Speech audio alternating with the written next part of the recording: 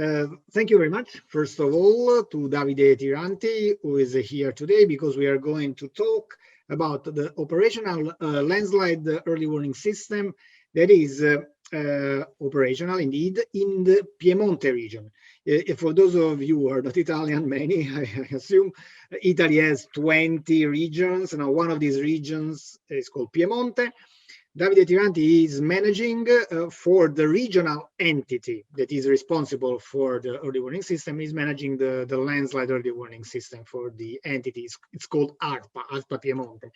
So, Davide, so tell us something about Piemonte, and also the area that is covered by your system, the area of the warning zones. How many warning zones? We can start from here. Yeah. Yes, thank you for this opportunity. First, the early warning systems of Piemonte cover a total area of about 25,000 square kilometers. Piemonte is characterized by a very complex territory where landslide of several types affect the alpine and high-hilly environment. There are different systems dedicated to different landslide kinds, because different triggering and predisposing factors require different approaches. So we have 3 systems for more frequent landslides. One for shallow landslide, another for debris flows, channelized debris flow, and finally, one for deep-seated rotational and translational slides. Moreover, we are working on a new early warning system for rock falls, but it still is in an early stage of development. The warning zone size and number depend by landslide type. Shallow landslide early warning system is based on the ID threshold linked to the regional rain gauge network. So the fundamental warning unit area is represented by a Thyssen polygon, resulting from a single rain gauge station. There are more than 200 Thyssen polygons of average area of about 100 square kilometers. Then the debris flow early warning system works for each small catchment in alpine areas having alluvial fan, and they are 2,100. The catchment size lies between half to 50 square kilometers. While regarding the deep-seated translation and rotational slide early warning systems, it covers an area of about 2,500 square kilometers, in which more than 150, more or less, municipalities are included. Thank you for that. Please, no, go ahead. Okay. System become operational in different times. Shallow landslide early warning system starts in 2008. Then was the turn of the debris flow early warning system that become operative in 2010. At last, the deep-seated landslide early warning system in 2013. So all the system. So you're saying that basically, it's many years since everything started, but you are adding and adding, so you're already thinking about the rockfall one, but they are coexisting now for different types of landslides. Can I ask you, well, before that, you started from 2008, but before that, I'm assuming how many years it took to develop the first system? The average time required to develop a landslide early warning system was about 3 years, more or less, with some difference based on the difficulties found in the understand the phenomenon characteristics. And then also you spoke about a lot of different warning zones for the different systems, because pluviometers, therefore Thyssen polygons, or the basin, the sub catchments of the different debris flows. But overall, in the Piemonte region, for general warning, that the one that is also goes with weather, not only with landslides, how many warning zones do you have? 11 zones, including the plains, free plains.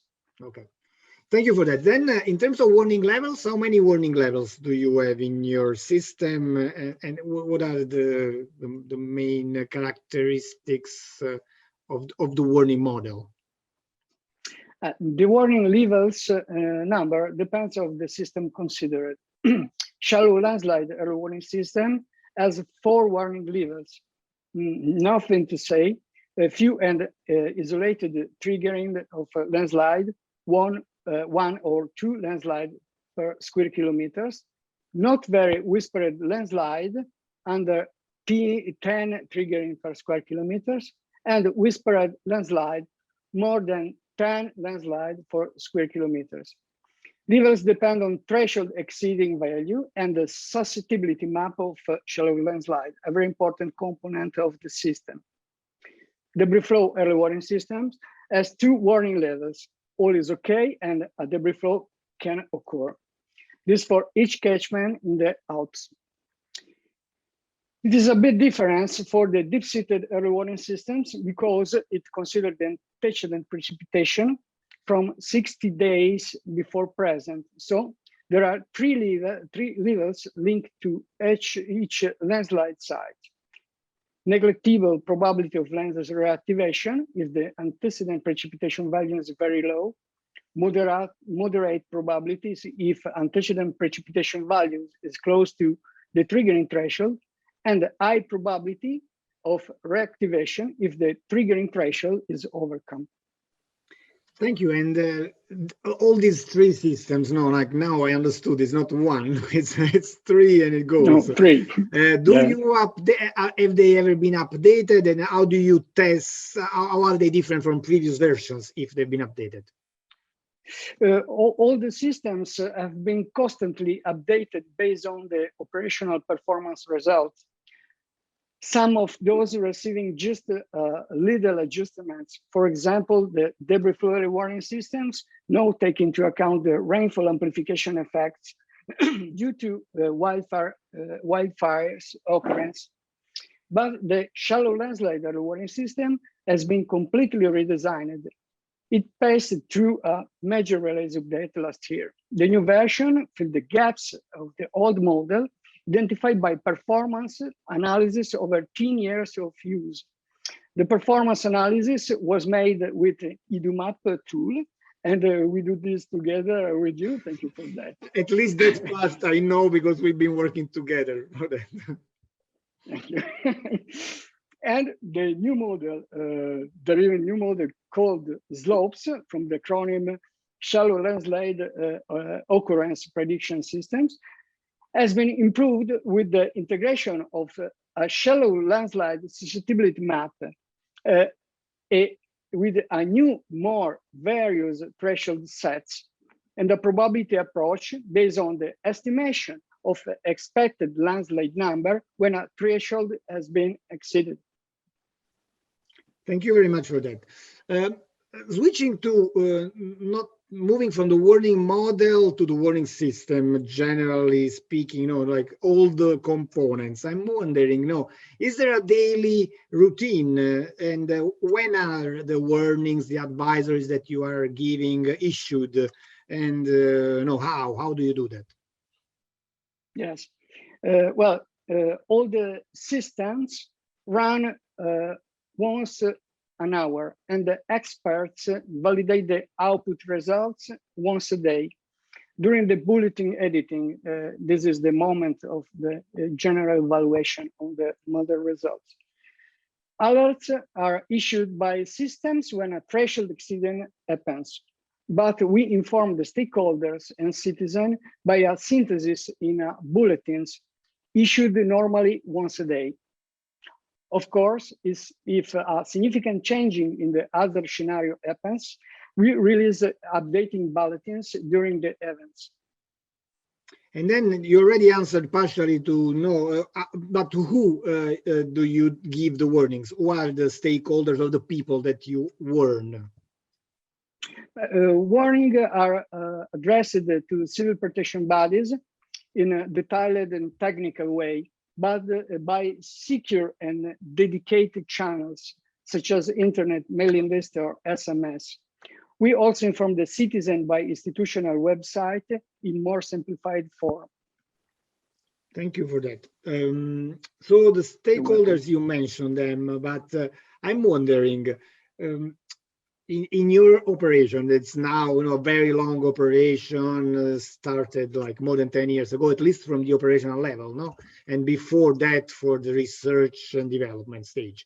Do you get feedback from your, from the stakeholders? I'm thinking maybe, not only the civil protection, but also maybe the mayors of the cities. Do you get some feedback? Normally, the civil protection gives us feedback on what is happening on territory after rainfall events. Sometimes we get this information also from municipalities, but it is less frequent.